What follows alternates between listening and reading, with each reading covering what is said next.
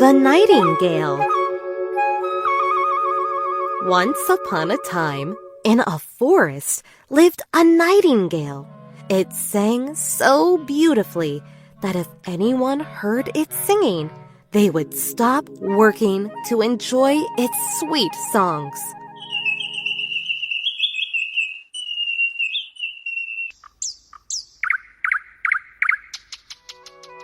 The nightingale was not a very pretty bird. In fact, it was mostly all brown, but that didn't matter. One day, the emperor heard of this bird. He really wanted to have it brought to sing for him and his court at his next party. He ordered his servants to bring the bird immediately. "Bring me this bird, the nightingale. I want it in my palace to sing for me." The emperor said. The servants went to the forest, and after a long search, they found the nightingale. The head servant told the bird the emperor's request. "Please, sweet nightingale, come with us to the emperor. He wants to hear your beautiful song," he said. The nightingale accepted the invitation. It said, "Yes, I will come." The bird went with the servants to the palace. In the palace court, the emperor had a golden stick prepared for the bird to sit on. The nightingale sang so sweetly that the emperor had tears in his eyes. The nightingale, upon seeing this, sang even more sweetly.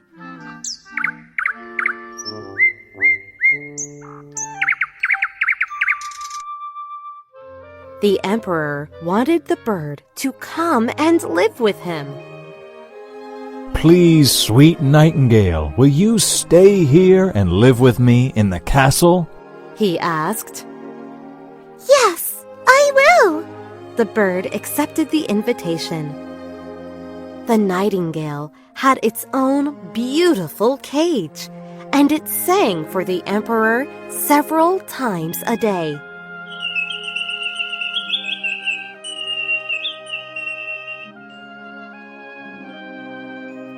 One day, a rich salesman sent the emperor a beautiful golden mechanical nightingale. It sang just like a real bird, and it never grew tired. When the emperor knew that the golden mechanical bird could sing all day, he decided that he didn't need the real nightingale anymore. The real nightingale was sad, though it was looking forward to being free again in the forest. A year passed by, and the emperor got tired of the same song that the golden nightingale sang. It was a mechanical bird, so it could only sing one tune.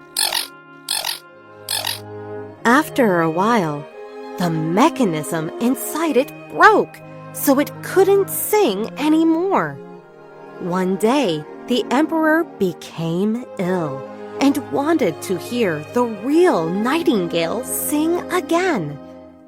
The nightingale came to his window, and sitting on the branch of a tree nearby, it sang its heart out again.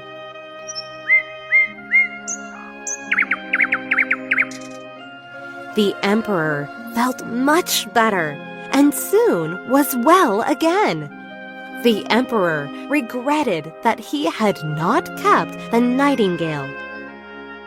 The emperor asked, "I am sorry I let you go. You are a much better singer than the golden nightingale. Will you stay in the palace with me again?" The nightingale did not want to be in the cage again. It wanted to be free in the forest, so it promised, "I will come every every day to sing to you."